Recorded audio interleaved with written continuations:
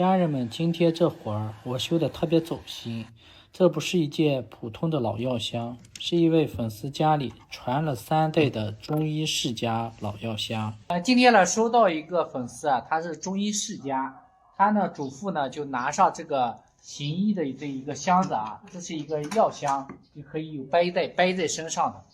里面呢这抽屉呢都是放一些中药和一些针灸的一些东西。然后呢，这个呢，整体呢找到我就想修旧如旧，既能保留它原来的这个包夹和完整，还要让它继续的传承。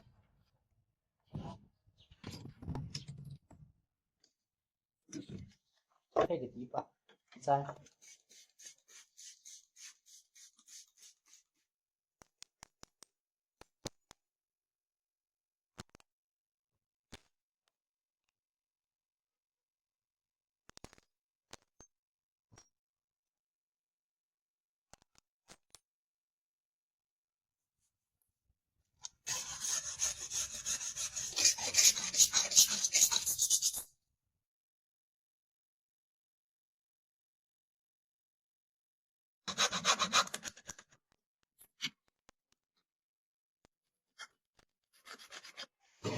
看这里面这虫卵，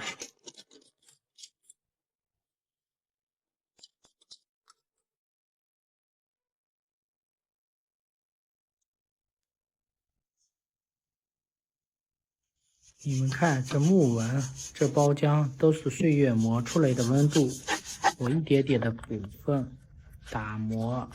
糊层、上蜡，不敢多给1分，就怕丢了老味道。修好的那一刻，我自己都感动了。老物件最珍贵的从来不是木头，是一代人传给一代人的念想、责任和家风。如果你家里也有这种收藏着故事的老家具、老药箱、老物件，别随便丢，也别乱修，可以发给我看看，我帮你留住这份属于你们家的温暖和传承。